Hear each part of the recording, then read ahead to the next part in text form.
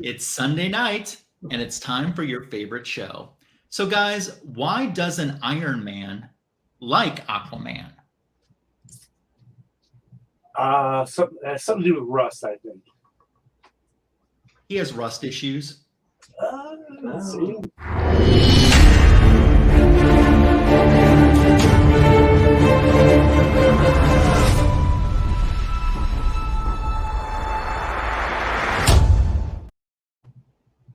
The greatest DC comic show, I should say, on YouTube has found its home again with you. Welcome to Fanboys Live and the Retro Review. It's another Sunday night, and we're so excited that you're here. Tim the Comic Collector and Comic Food 2814 are not with us, unexcused absences, as they have been for 2023 so far, but we have hope someday that they'll rejoin us. In the meantime, we welcome back our regular fanboy, Signature King, Tony Fett. Hi, Tony. Hello. Welcome, everybody. How are you? Another beautiful day in paradise. That's right. Good to see you. And we implored a very special guest today. So I have someone else that I've wanted to have on my channel and my wish list of guests we have with us. It's Jason, Southern Comic Geek. Hey, Jason.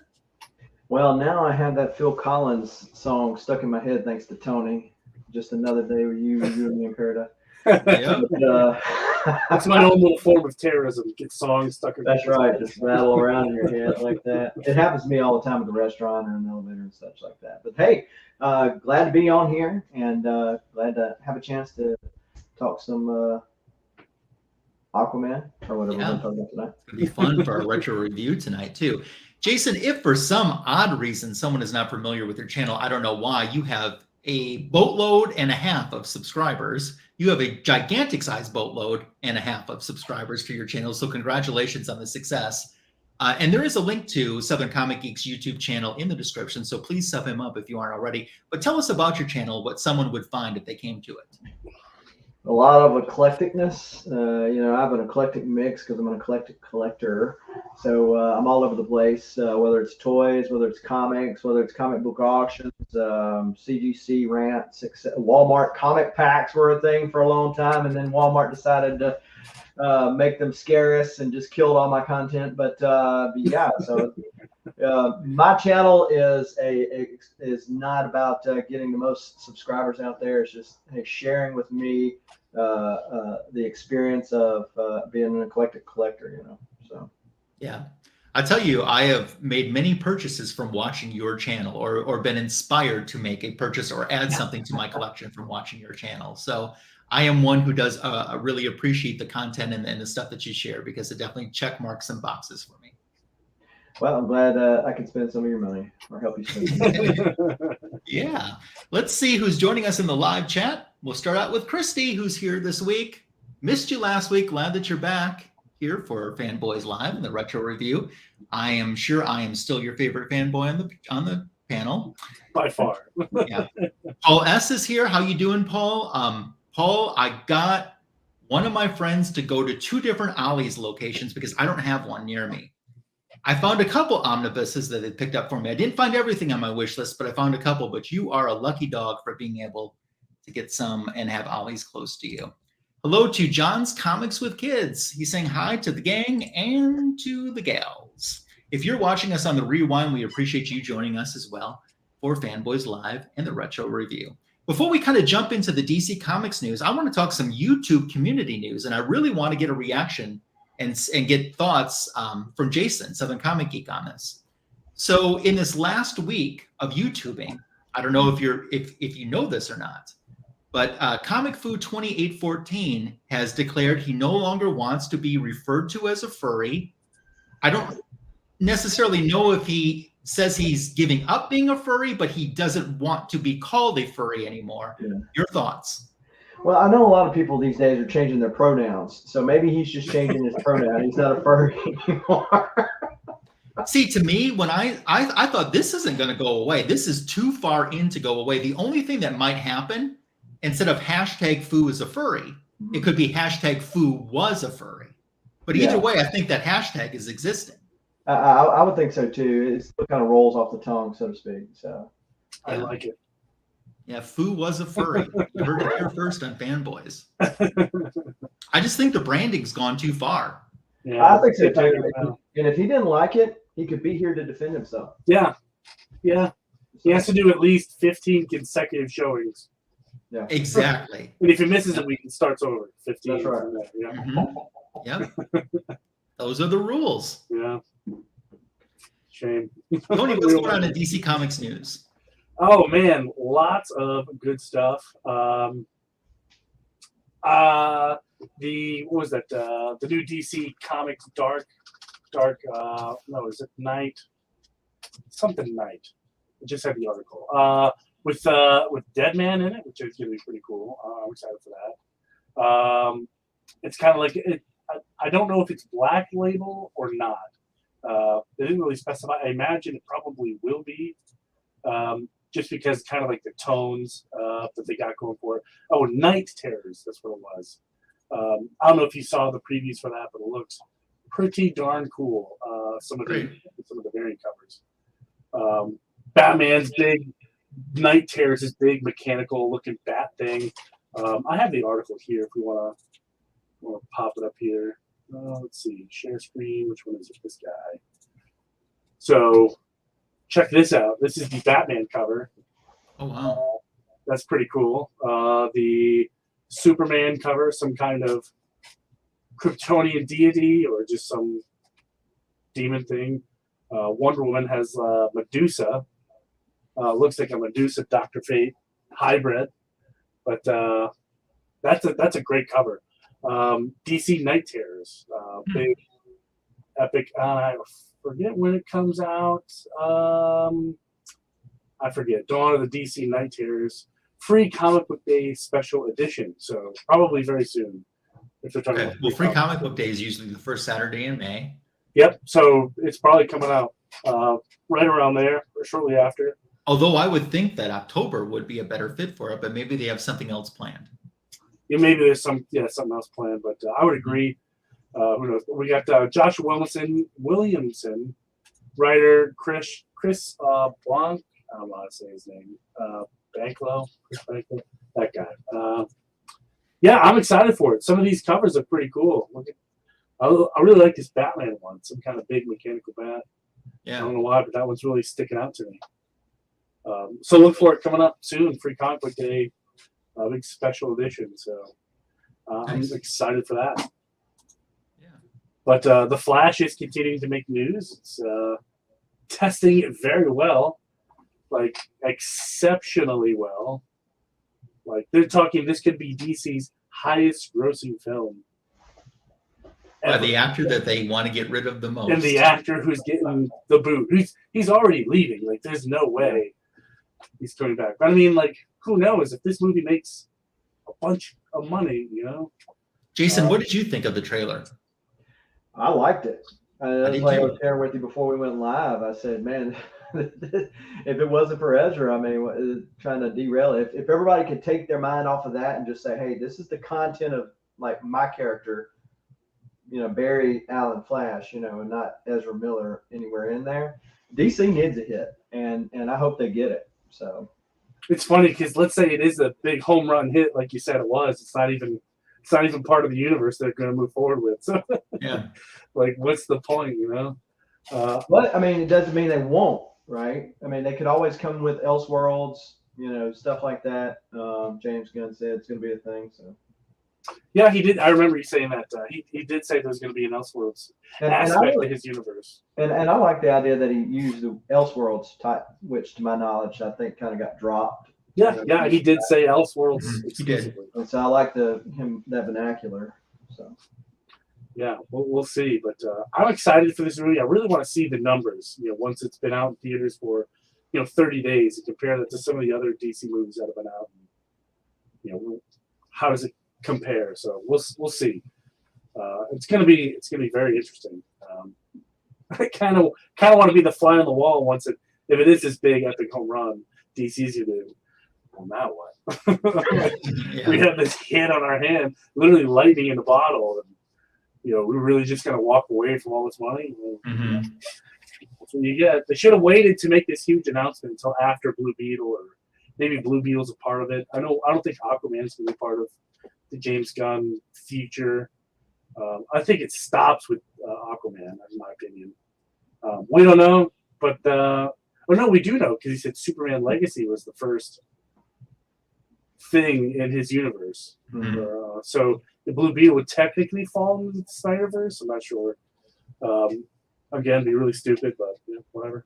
Bunch of really good movies we're not going to get sequels for. But other than that, I mean, it's been a pretty slow news. So just those two minors, really. Okay, cool. Yeah. Well, tonight you're getting a lot of retro review because we're going to do some more issues than we typically do in a night. Southern Comic Geek picked out the book that we're doing tonight, and it's amazing how dropping a comment in a chat can, next thing you know, can get you invited on a show. Yeah, I was actually intending somebody else to do it, but So, Jason, tell us about what we're going to retro review tonight and why you picked it. So yeah, I was. This is Aquaman. This is the new 52 run of Aquaman. So I think we're doing the first 6 issues, which is all in this paper trade. And the reason why I picked it was because I think Aquaman is just one of those DC characters. He's an A-lister, but for people that don't know much about him, which I didn't prior to reading this, or I mean, knowing about him like from Justice League reads and stuff like that, but just his backstory and all, I just wasn't very familiar with him. But to pick that up and go, wow, okay, I can really connect with this character and understand like his point of reference and point of view. And so having recently read that and the other trades that I got up here on the wall, it was fresh on my mind, and that's why I mentioned it. And Magic Lasso lassoed me into this. Tony, if you're ready to pull up the assist for us, we can get Jason to get Yep, started. I got it. Let me get that screen up here. All right, take it away, Jason. All right, yeah, there's a second print. So this is starting off with the trench. So for people that actually saw the Aquaman movie, I mean, it was page lifted almost verbatim from this storyline that you find in the New 52. I was kind of bummed that they decided to drop the trench idea from the DC horror films, because I felt like that was a pretty good idea. But it opens up, if you scroll through to the trench, and we see these horrific looking creatures. Don't really know what they are yet. They're just coming out of, yeah, you guessed it, the trench. And so if you scroll on over to page, keep going down. There we go. So enter this fight scene. The police are chasing this guy out of nowhere. Here comes Aquaman. So if you keep on scrolling, Aquaman, nice splash. I really liked it's Ivan. Is it Reis or Rice? What? Ivan Reis, I think is how you say it. Okay. I could be wrong. Yeah, so I really like his pencils on this, and of course Geoff Johns is just A-tier talent. You know. Oh yeah, this is amazing, Geoff Johns. So, but anyway, so Aquaman jumps on the scene. Everybody's like, okay, this guy, fish guy, and spoiler alert, but this is kind of a inside joke, like the whole series, especially like the first 6 issues. That Aquaman's like, okay, this is Mr. Fish Sticks. This is the guy that nobody really cares about. And they're even surprised that he's strong enough to do what he's doing right here, which is picking up the thing with the trident and just flipping it over. Just keep scrolling. And do we freeze? Nope, I'm still here. Okay. Yeah, scroll on down. Keep scrolling. Yeah, so he picks up this truck. And they actually start shooting at him, and the bullets are bouncing off of him, and it barely just makes a little mark on him. So he makes quick work of them, and the guy, one of the police officers, makes a joke. You need a glass of water or something. So this is kind of the start of them saying, doing all these fish jokes. He bounces off and ends up, if you scroll on over, ends up in Sam's restaurant, which we find the reason why he likes this place is a place his dad used to carry him when he was a boy, which is kind of a little bit different from the movie because his dad actually has died during this period of time. So they're like, dude, you can't eat here. This is a seafood restaurant, and you talk to fish. This is like sacrilegious, you know. This is you just insert any kind of sacrilegious sacred cow in here, and here's where Aquaman is in a seafood restaurant. And they're like, oh yeah, what am I supposed to get here? You can't eat fish and chips. What? Yeah, I don't talk to fish. So, but one of the things that I liked in a lot of the New 52 storylines, and we're talking about Aquaman here, but is that they don't assume that you know everything there is to know about Aquaman, that you haven't been reading all these years of stuff, but they're able to go back and pull these nuggets out and insert, okay, this is how this person does what he does. So if you remember the Super Friends or some of the other cartoons where you see the little, okay, well, I thought he talked to fish too, you know, and he's like, I don't talk to fish. He explains that fish can't carry on conversation. I just kind of push them and urge them into a deal. The guy asked him, says, how do you even pay for all your stuff right here? And it shows a picture of him pulling out a buried treasure chest of things. Yeah, I get back. Yeah, I get by. Which is another fun thing, like a superhero trope, right? Like, how do you even pay for all the stuff that you do? You don't go work a job. How can you just pay to live the way you live? I get back. And then on the next thing, it shows like a flashback scene of his dad taking him and eating there. But he can't really have a nice lunch because this guy keeps bringing up these Aquaman jokes. He says, I mean, I'm sure you've heard all the jokes and seen all the skits from Saturday Night Live on YouTube. So how's it feel to be a punchline or a laughing stock or nobody's favorite superhero? All right, I'm done. I'm out. Keep the change. He does want me to keep the change. And she had made a mention earlier about working her way through her kids through college. And of course, she's got these gold coins, which will help her quite well to do that. So back at the lighthouse, he's having another flashback scene with his dad and talking about watching the shores. It's kind of your responsibility, kind of like that Spider-Man Uncle Ben moment, right? So here's Amber Heard, and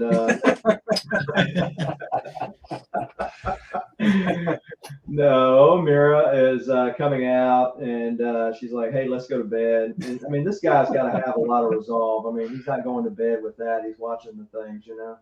It's funny, we're talking about Amber Heard, and the next line is come to bed. Like, hell no. I know what you did in there. Yeah, that's why I'm not in the bed now, right? As long as you're getting some fresh air.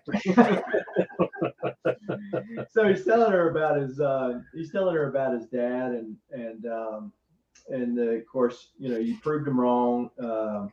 Their leader maybe, but never one of them. So, you know, I am one, but hey, we can find this new life. They start making out, and over on the next page, we've got these guys that are hanging out, drinking a little too much, having a good time, and yeah, well, Jaws, you hear the doo doo doo doo doo doo, and it's the trench. So they come up, and they're up there for food. And the water starts to fill with blood as their first food item is devoured. And that is the first issue. And then we got Superman. That's a cool Superman ad there. Yeah. So that is the first issue. Okay. And Jason's going to continue in a moment with issue number 2. Yep. I got to zoom in on this. They scanned them real big for some reason. See, I'm not even I'm just above 50%. Okay. There you go. So come down all the way to 25. How's that? Okay. I see it. Perfect. So picking back up right here, they're all running around on the boat. It reminds me about that scene in Aquaman where they're going towards the trench, and then they all of them start crowding them on the boat. And it's a losing battle. And then we get a first scene right at the bottom after he shoots him on the next page, and he spits that little stuff on him. find out that that's kind of a paralytic that they use to try to lure in their prey or keep their prey from getting away. But so they hear the people hollering from the dock, and then that's when they say, yummy, more food to eat. So scrolling over, we got fresh out of the bed, Aquaman and Mera, and we see a thing of Aquaman skiing, which is kind of funny, right? Because you wouldn't think of Aquaman skiing, and she makes mention of that. And they keep hinting at her, because if you just pick this up and you're not familiar with any backstory and all that kind of stuff, they're kind of hinting at, hey, I can't go back. We can't really go back to Atlantis. So we're going to have to make our own life out here, and that's what they're trying to do. They also drop a little foreshadowing there with who's that standing with you and your father. And he says that picture shouldn't be in there. We'll learn in a little bit who that picture is actually of. And then the police banging on the door. Hey, we got some problems out here. So they came by. I thought you were a mermaid, or are you a mermaid only in water? Is this how it works? And so she has to show up. It's Aquanesis? Is that what's Yes. called? Yep. Okay. So I thought. And which, again, if you've seen if you're not familiar with Aquaman, you've seen the Aquaman movie, they use that power a lot in that. But so yeah, they said, hey, last night we were attacked by monsters. You can talk to sea life, right? Again, with the little trope for Aquaman there. And so he goes down there. It's a scene of chaos. Shows up, and they're like, hey, you're not supposed to even be here. Look, they asked me to come here. Wasn't planning on it. Trying to help you out. And then they say, well, because he's from Atlanta, you watched too many episodes of In Search Of when you were a kid. But we got half the town missing. We sent more to clean remains, dozens of others on the docks. So he goes down there and he starts reaching out to them. And then that's when he figures out that, hey, there's something out there, kind of understand, but never talked to before or communicated with before. So they pull up this little cocoon, which I think it's a later issue that you find out what's in the cocoon, so I won't spoil that. But the trench began to attack them. They flood the docks. They're going after their food. You see that as their main thought. The only thought they have are food, which you'll find out later on what all that is about. So Mera and Aquaman are tearing through them pretty well. But they're still being overwhelmed by the sheer number of them. On that page that's coming up where she uses her Aquanesis, one of them breaks his teeth on Aquaman's armor, so we kind of get an idea of how tough that armor really is, which will play into something a little bit later. So this one grabs the trident and spits on him, and he's like, okay. And then they're like, well, this food's coming home to the trench. So again, these people are only about food and bringing something home to the trench. Again, that's kind of a foreshadowing of things to go. And Geoff Johns, being the A-list writer, he's setting up all this stuff as we go along. So those are the first two issues, I believe. Yep. That's this is a classic Geoff Johns Aquaman. I just love Geoff Johns on these Aquaman runs. Well, I recently there was I don't know if y'all ever listened to Mark Miller. Some people say Millar, but it's pronounced Miller. But he has his own show called Miller Time on YouTube, and he interviewed Geoff Johns recently. And Geoff was saying, he's like, when I take this stuff to the studio and like, hey, this can make a movie. And he gets to talking about Shazam. He said, hey, they didn't really want to make a movie of Shazam. Nobody knows about Shazam. He said, so I just started writing cool books about Shazam. And then they're like, okay, well, maybe people will buy into this. He said, I did the exact same thing for Aquaman. He said, I told them Aquaman was a sellable character. They didn't believe me. And so he said, I just started writing a series about it, and that's how it ended up in getting its own movie. Interesting. Very cool. So I'll pick up with issue 3. We have a pretty cool cover here, the Cannibals of the Deep. But the story starts out with a flashback there. It's Aquaman's dad, and he's talking to Atlanta, Aquaman's mom. And, you know, she's not there, but he's talking about Arthur and how big he's gotten. I wish you could see him. Arthur, you know, shows up. Dad, did you see him this time? Did you see the whale? And he says, not yet, Arthur.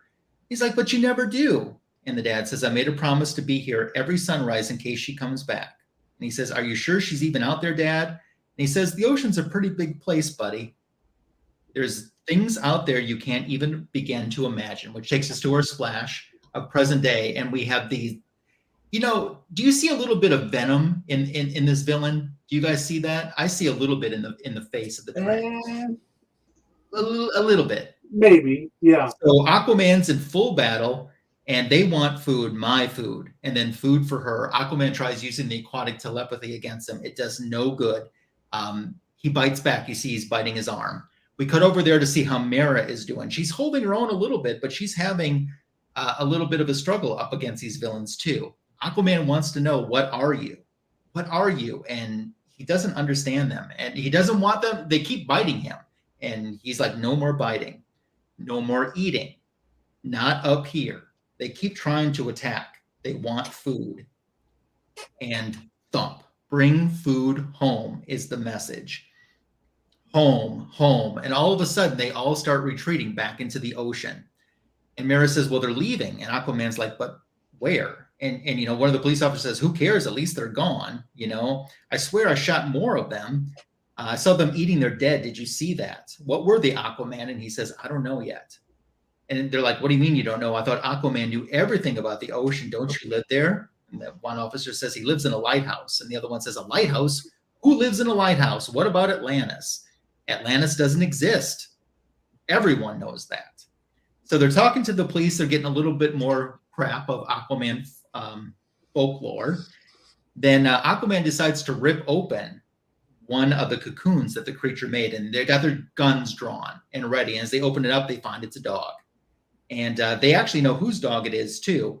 It belongs to one of the citizens named Janet. And so they realize that these people, you know, meat is meat, regardless if it's human meat or if it's dog meat or animal meat or something. They want to feast on it. So the officers are talking to Aquaman, telling him, you know, we appreciate what you did.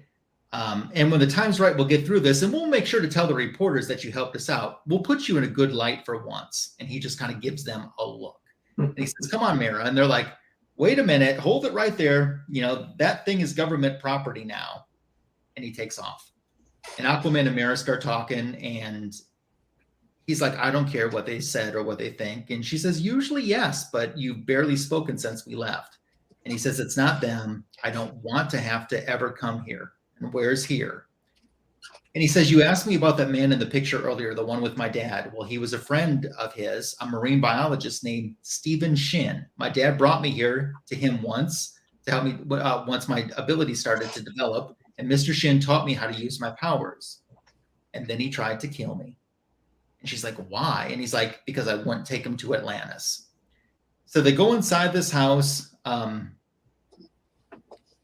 And there's more talk, and you see inside this house that this guy is obsessed with Aquaman. He's obsessed with water. He's obsessed with marine life.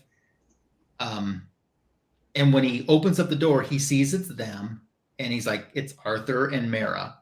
And they brought one of these creatures, you know, that the police didn't want him to take, brought it in for him to explain what they are. And he kind of seems to know what they are. And even gives Aquaman a little bit of comment about keeping the trident despite all the trouble it might bring. And Aquaman just wants to know about the creature. And he says, you know, the energy it would take to generate this kind would be astounding. It would have to consume 20 or 30 times its own weight a day just to simply function. The amount that it has to eat, I can't even begin to guess what it feeds on. He kind of looks at some of the saliva or the stuff that encases people in the cocoons, even just to the touch, it causes mild paralysis. he wouldn't know what it would do, full effect on a human being. And his best guess is that they came out of the trench. And Mera says, well, that's where we're going. And he's like, it's a new chain of evolution. Do you have any idea what this is going to do for me? I can get my credibility back. And Aquaman's like, I can't let you keep it. He's like, what? You have to. And Aquaman picks up the creature and starts to leave. And he's like, where's Atlantis? Tell me this time. And Aquaman is essentially goodbye. Mera says, who is he, Arthur? And he says, he could be a very dangerous man right now. He's just a sad one. And we got a great splash right there of Aquaman and Mera diving into the ocean. They're going after the creatures. They're getting so far deep, almost to the verge of extinction as our issue ends. Almost made it to Justice League. That's how far down they went. Okay. Well, see, when you said a great splash page, that's what kind of page that's called. So I thought you were, I didn't know if you were referring to that and it was just a pun. A splash page. Yeah. Yeah. I get it. That's a good one. Yeah. So we have a pretty cool cover right here. Let me get back to the beginning of my portion here. Okay. So it looks like we have some aquatic telepathy out there. Aquaman's trying to communicate with the animals in the sea at this deep level. And they're starting to get about as close as the animals want to go. And then we get another great full page splash. And, Mera's like, well, who could live down there? And he's like, well, then who built this? Someone has to be down there. And that's what we get. And it looks like a type of a fortress they summarize. They're wondering if it's extraterrestrial. Aquaman realizes that there's been some type of craft that's been there for centuries. And there's a breach in the hull. The creatures must feed on them. But what were the Atlanteans doing in the water before it sank? Or what were they doing way down here? That's what they're trying to figure out. They start to swim forward. They're getting so far that even the animals in the sea won't follow them anymore. They've passed their comfort level. And as they go in, they see like this piranha type creature there. And it's like, oh, it's a child. And it looks like it just died. It looks sick. It looks mutilated. It's, inbred. Look at all of them. You see Arthur, it's a dying race. And he says, quiet, Mera, up ahead. And then you got that. I mean, just take a moment to look into that, What is it? Jeez. And Mera is like, don't you recognize a king and queen when you see them? It's their throne room and their breeding ground, as sad as it is. So the wall is lined with cocoons containing people that they're trying to recover. There's no telling how long they'll survive in there. We can't break them open down here. We'll have to bring, the entire wall up. And then all of a sudden, an attack starts. And Aquaman realizes we've got to start bringing these people to the surface slowly, but we're not going to have the time. He says, I'll buy you the time. Go, Mera, keep swimming. Aquaman starts getting into battle with them. They need food. That's what they're looking for. Their queen needs food. The children need food. They start really getting the one up on Aquaman. And then you got a nice image on the next page at the beginning there with Aquaman getting close to being eaten right there. You'll be absorbed into me for the children. And Aquaman realizes with the volcanic vent that he has one shot. And he says he's sorry, but that is the end result, which is pretty cool. Up above, Mera realizes something drastic has happened, and she's wondering if Arthur's okay. And she ends up seeing him swim up. Arthur, what are you doing? And he's like, I triggered a volcanic eruption. The trench is collapsing. The queen is dead. And she's like, Arthur, they're coming. And they vow that he will die with them. And Aquaman does his best to try to push it down and seal up the cavern. The trench is sealed up. The lava will fill it. Let's get these people home. Up on the surface, they're starting to free them from their internal cocoon. He's telling them you're going to experience a little numbness until they can clean the paste off. One woman's looking for her son. They're reunited. It's a miracle. Only 2 were dead. Dozens more still alive. He did a great thing. And Mera's like, don't sound so surprised. And they're asking Aquaman, did you take any pictures? And he's like, you're joking, right? Someone calls for Aquaman. It's the little boy. And he says, you're my favorite superhero. And then you kind of get that little look there from both Mera and Aquaman, which is a nice little beat. And the cop says, I still don't like him. And then over at Amnesty Bay at the lighthouse, Mera's telling him, you did what you had to do, Arthur. Don't let this sit on your shoulders. He says, my shoulders can handle it. They always do. I just wish I had another option down there. Maybe I did. And they talk about how it would cost more lives outside of theirs. And Mera's just kind of talking him down from thinking that way. And he says, he'll be fine. She says, you always say that. And he says, because I always am. Well, they're interrupted by Deputy Wilson, who's brought the dog that Aquaman saved in the previous issue. And they talked about how the dog is homeless now because one of the people who died was its owner. And they decide to give the dog to Aquaman, and they kind of inquire if they're going to give him a name or if he has a name. And the officer says, I had no idea. How about you call him Aquadog? And Mera's like, Aquadog? And by the way, he doesn't know how to swim. And then Mera says, well, then I guess we'll have to teach him. And that gives us a little preview of what's coming up. But essentially, that's issue number 4. Very cool. And as we jump into the remainder of the issue, let's catch up on the chat a little bit. Warlord has joined us. Hi, James. The Sniper Who is there. Appreciate you tuning in. Good to see you. We have the Simply Incredible podcast stopping by. We have Aggressively Relaxing Vacuum Cleaner. We have Shop for Comics. Always great to see Kenneth Bird here tonight. As well as our friend Super Russ 9000 is here. Yeah, I agree. It's quite an issue. Christy agrees with it as well. And Aquaman gets a dog. That's great. We appreciate you guys tuning in. We still have more retro review to go as Tony's going to take over the last portion. Yes, and shout out to Russ for making the YouTube partnership minimum, so he can now apply to get monetized. So yes, congratulations, Russ. That's awesome. I know that's something that you've been working towards. Yeah, and it's not easy. So kudos to you. So yeah, issue 5 here, Buried Alive, Aquaman in the desert. Like, of course, that's a cool cover. I like the pencils on that, so that's pretty cool. So we start off with Aquaman flying, not particularly well, right into the sand dunes. So this is Aquaman Lost. Same creative team as before. So we start off with Aquaman kind of looking around, realizing, oh no, I'm in the desert. So we cut 12 hours earlier in Amnesty Bay, and him and Amber Heard, Aquaman couldn't really sleep. And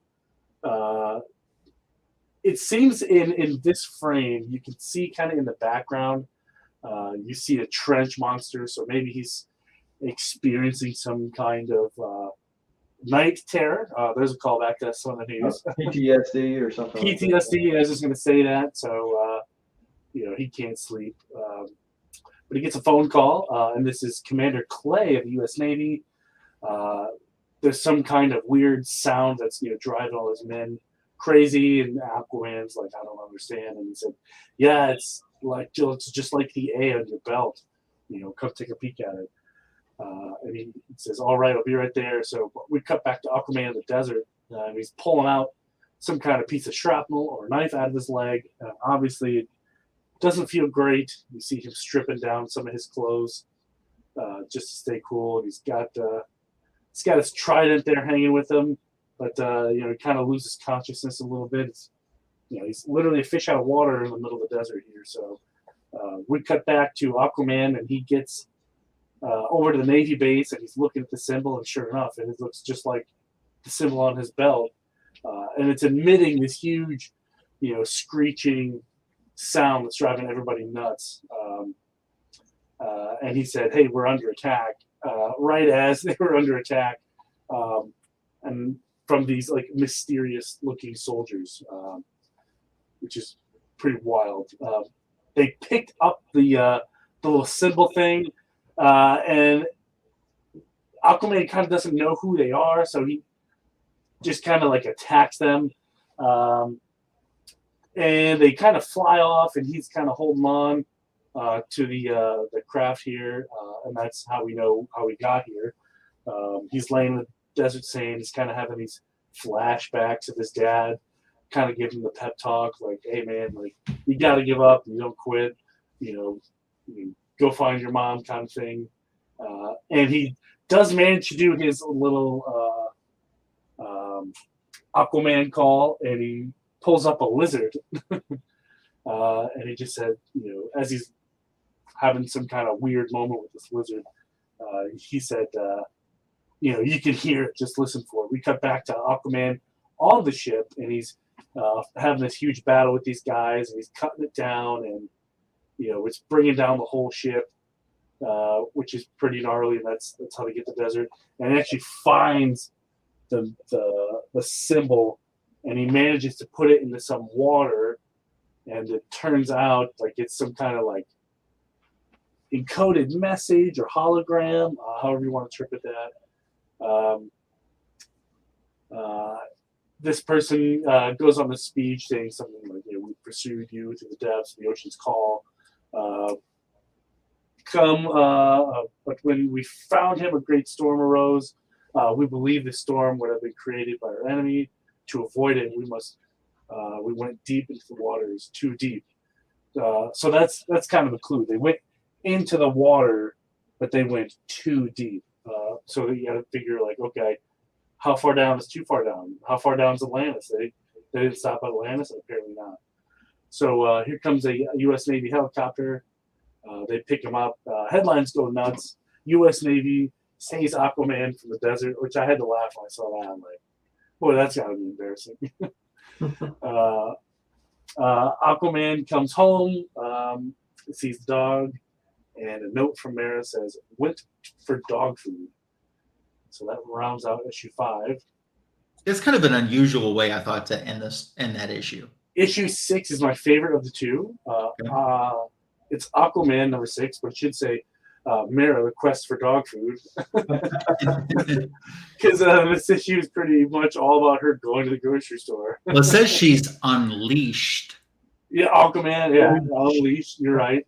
So right here, deserted, Aquaman will die. Pretty cool cover. So we cut to this Amnesty Bay, small town mom and pop grocery store, and of course the stereotypical manager or owner, whatever. He makes females feel really uncomfortable. So Mera comes in. She says, "Holy cow! I did not know there was this much dog food. Can somebody help me, please? I didn't realize there were so many choices." And everyone is like, "Oh my gosh, it's Aquaman, it's Aquaman, it's Aquaman." Sure enough, scumbag manager comes in, touching her hair, her costume. He's like, "Hey, I can help you." She says, "Listen, pal, please stop touching me. It isn't going to end well," kind of thing. And sure enough, he didn't listen. And he gets his wrist broken. So he goes to the floor in pain. And there just happened to be armed security guards in this grocery store, or off-duty cops. They're pretty darn quick. I'm not sure which one was which, but they tell Mera to stop. You're under arrest. And she's like, "I just want dog food. I just want dog food so I can go home." She said, "But if you guys want a fight, then let's throw down." And she takes these the water out of the big jugs. Remember, she's got aquanesis. She can, she shapeshift in water. So she's doing that thing. It was really cool. And a couple of people got injured. No one seriously injured, but the stereotypical knocking out the bad guys. More cops show up, and they say, "Holy cow, it's Aquaman. She's going nuts. We're gonna need a few more cops." But she gave up. She went with the police in the back of the car. And as that car was on the way to the police station, he gets a call about a hostage situation. So the car stops going to the prison, diverts to the scene of this incident. Guy out, bad guy with a gun out in the front yard holding an innocent lady hostage. And then Mera, she's super strong. She breaks the cuffs, kicks open the car door, goes out there, and kind of talks this guy some sense into him. But this is, to me, this scene right here, I wish they would use it more often. And a lot of people might not know this, but Aquaman and Mera, they can control water but your body is made out of like 85% water. So there's water in people. So she just commands, the blood. If you recall, was it one of the X-Men movies? They gave that prison guard a whole bunch of iron tablets, Yeah. like Magneto, and he could like feel the metal. And the same thing, same scenario here.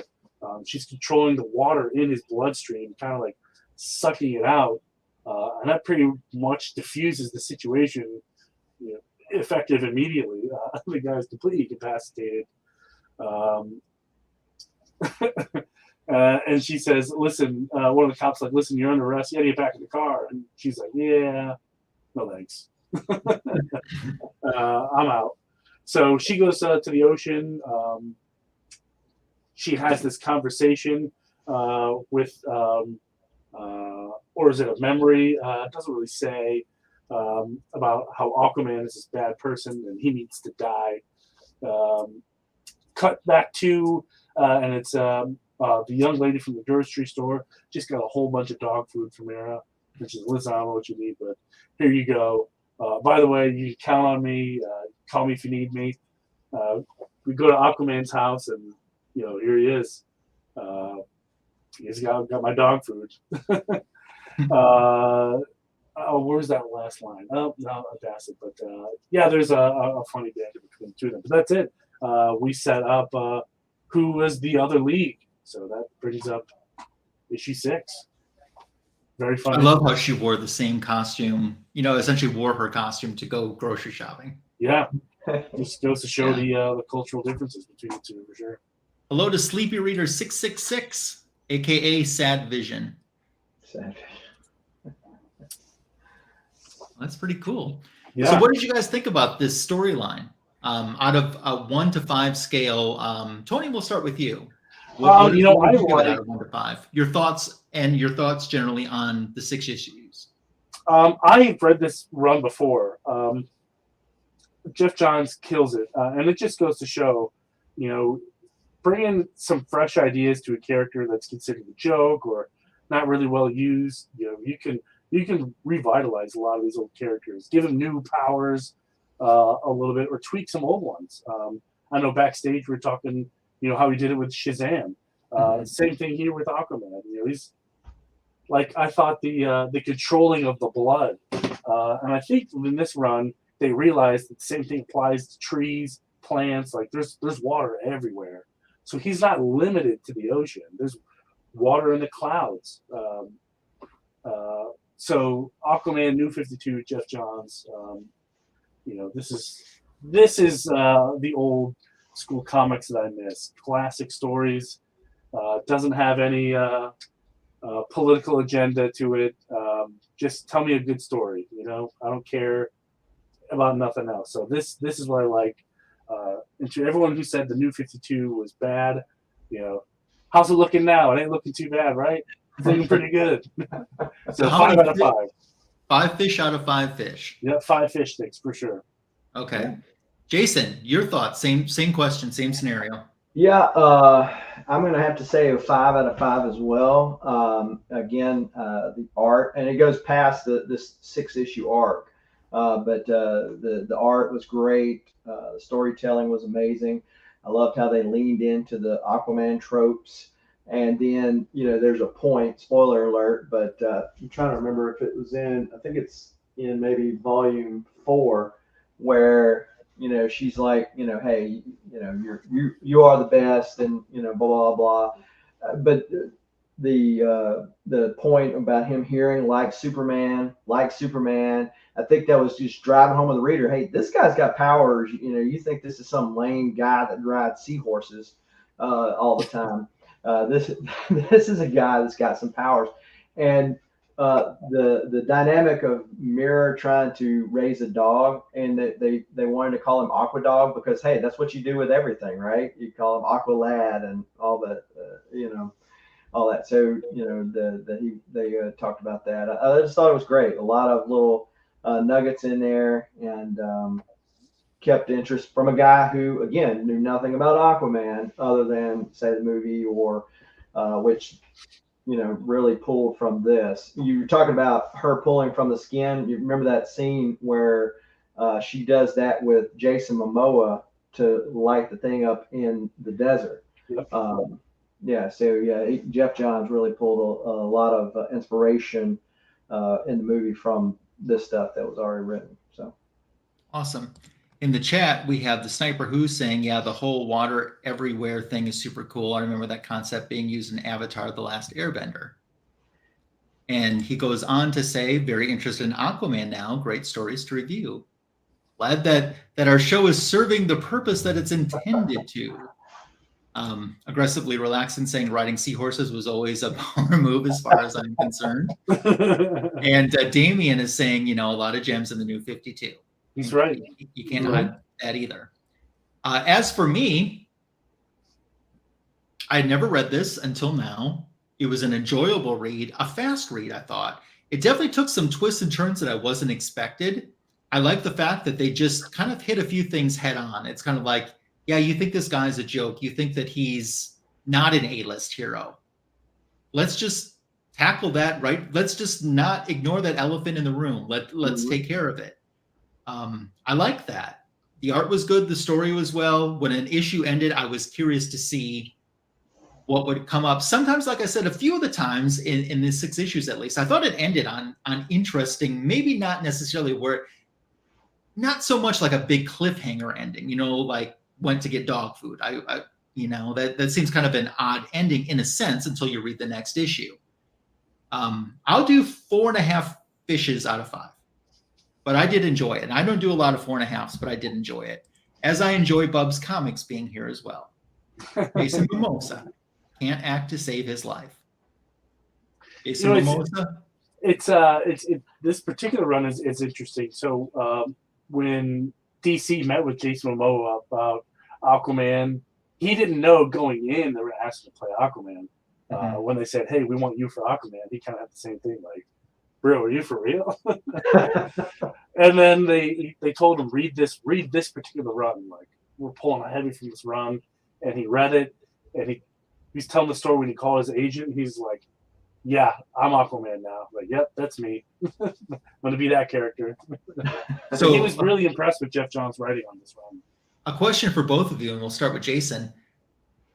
At least before this story, did Aquaman deserve all the jokes and the crap that he took? Did he deserve it? Before the story, yeah, sure. I mean, if you remember all the joke cartoons from back in the day, although aggressively relaxing, I guess I would agree that riding seahorses could be a baller move. It doesn't command a lot of respect that, say, a Batman or a Superman does.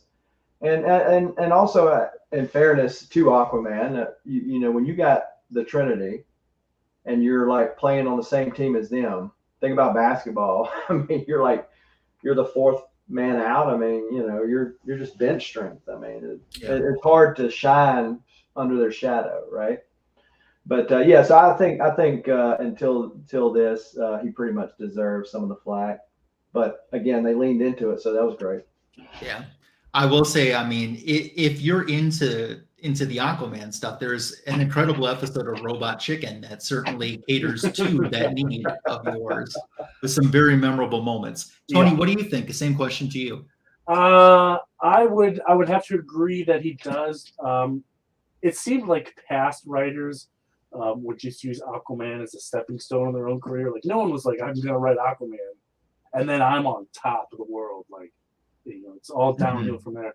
Because some of the previous Aquaman stories seemed like they're really phoned in. Oh my gosh, Aquaman is stuck in the desert, he's screwed, kind of thing. But Geoff Johns really changed what it really means to write for Aquaman. I think we've seen that going forward. We know that his trident can totally just rip Superman in half, like a steak and a knife. Like, it's no big deal. And he can really do damage. If you look at the Injustice storyline, Superman goes down to Atlantis with his hands in the air. He's like, "Listen, I'm not here to fight. Can you help me?" And they kick him out of Atlantis. And Superman says, "Great, I don't want to fight." Which just goes to show the respect that he has for Aquaman. and the Atlanteans. So it's definitely gotten better for use for Fish Boy. Yeah. So I'm going to address something that I typically would not talk about right now. Yeah. And this could get me maybe a little bit of hot water. Please do not write hateful comments on my video. But in regards to the Filmation cartoon from the 1960s, I have heard some people say it, and until it's presented to you in this light, I don't necessarily think that you think about it. But there's some homoerotic conversations between Aquaman and Aqualad in that cartoon. Particularly all the times he calls them tadpole. Oh, jeez. And that's all I'm going to say about that. Damien, you might have gotten me in trouble there. That's too funny.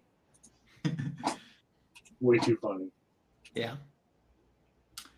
We're to the portion where it's time to do our book show. Tony, I bet you're ready. I'm not. Oh, I'm surprised. I'll give you a minute. I'll give you one. Jason, why don't you go first with our book show portion and Okay. show us what you got. All right. So recently, I picked up this right here. Oh, I love that, especially because that has an unpublished story in it. Spoiler alert. Okay. Anyway, as I was going to say was, yes, this has the Joker 10th issue. So for those of you who are familiar with the Joker miniseries or maxi series, whatever you want to call it, it went through 9 issues. This actually has the 10th issue, which was what prompted me mainly to get this, because I had the whole series, the whole issues 1 through 9, and I have most of these other ones that are in here, like the classic Neil Adams Batman 251 cover, but a lot of these other ones, the Brave and the Bolds. But yeah, the 10th issue is what prompted me to pick this up and delve into that. We have retro reviewed that 10th issue in the past here on the show. Oh, okay. Yeah. So, and since Tony's not done, show a little more DC love. Just pick this up this week too. Oh, I love that. What a great cover. What issue is that? Green Lantern number 9. First Number cover 9. appearance of Sinestro. Second appearance of Sinestro. Yeah. Huh. What do you have coming up on your channel too, Jason, by the way? Hopefully I've got a CBC unboxing. I've got several books that are magazine size, so that are hopefully going to be done in the next little while. And be heading back this way. Nice. So aggressively relaxed and saying, I understand as much as anyone that it's really tempting to make fun of Aquaman. For example, he is the king of the seas. This makes me imagine freshwater fish taking a real disrespectful tone. Yeah, Charlie the Tuna's having none of it. Right. Yeah. Well, why Tony gets ready? They named the dog Jason. Tuna. They named the dog Tuna. That was another thing that I wanted to yeah. bring up as the Aquaman series. I thought that was Funny. That's funny. I'll talk about my channel just for a quick minute. So I dropped a back issue of the week short this week, and I am 20 some views away from hitting 1K on that. So if you haven't watched that yet, if you could watch that, I would love to see that hit 1K, especially since it's like 22 or 23 views away from hitting that. That would be awesome for me. And I'll be dropping another back issue of the week short tomorrow. The one I'm doing tomorrow is a DC Comics Bronze Age book. And it's a special. So look for that dropping tomorrow morning. I dropped a comic book editions video this past week. Just showed some recent additions to my collection. You can check that out as well. I'll be dropping another video this week, a comic book editions video with some bronze. I think there's some silver in there, another Omni, and some key issues. Some stuff that I necessarily wasn't hunting for that are keys that just ended up in my collection. So I'm looking forward to that. Thank you. That was the intended goal. That was what I was laughing at. I'm sorry. Yeah, that was the intended goal. So you got it. It's pretty awesome.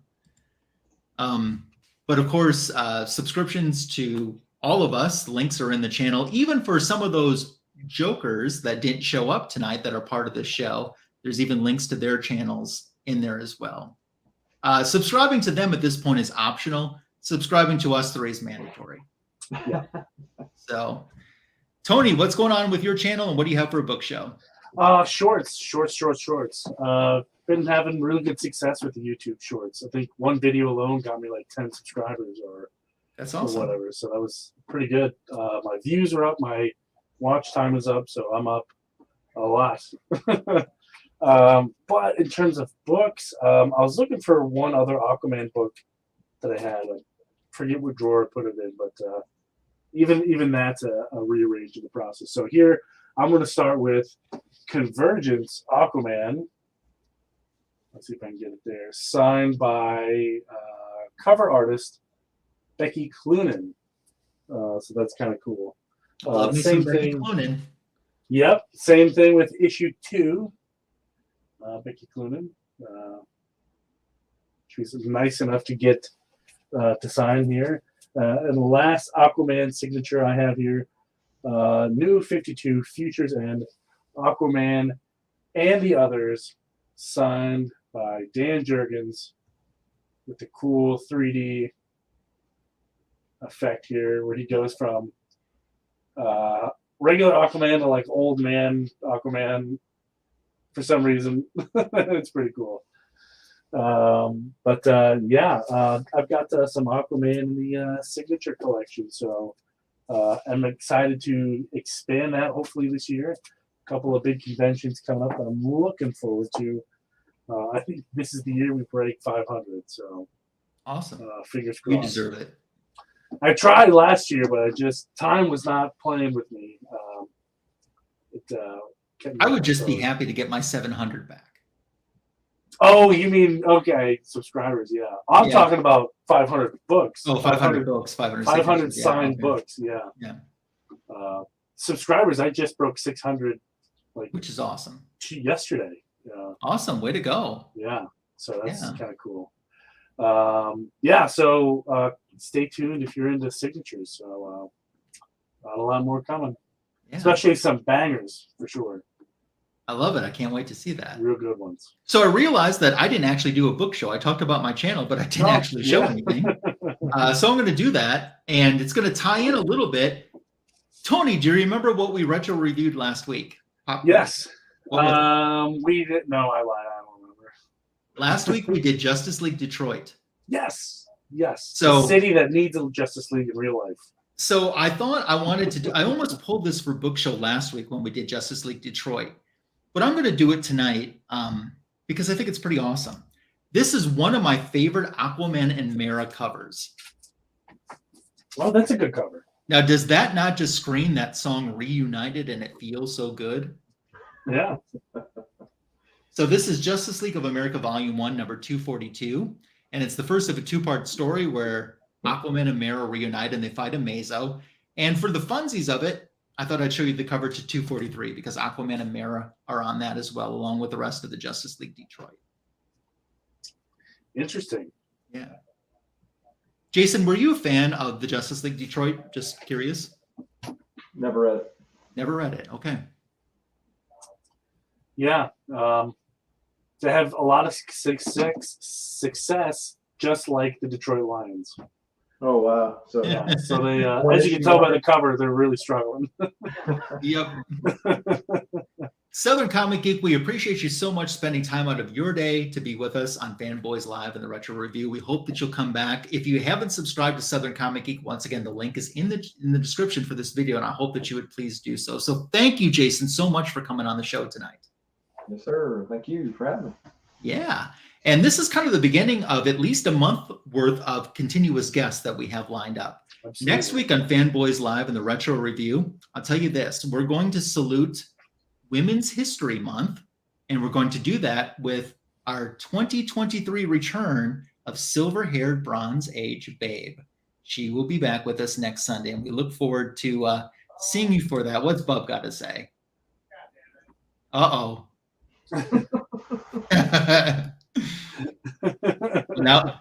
Now we know what Omni Jason needs to get, the Justice League Detroit Omni, because there is one. Is there? Yeah, so you need to look for that next time you're at Ollie's. Huh.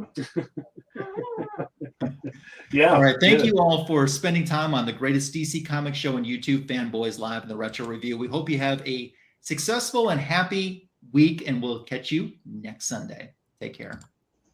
Peace out.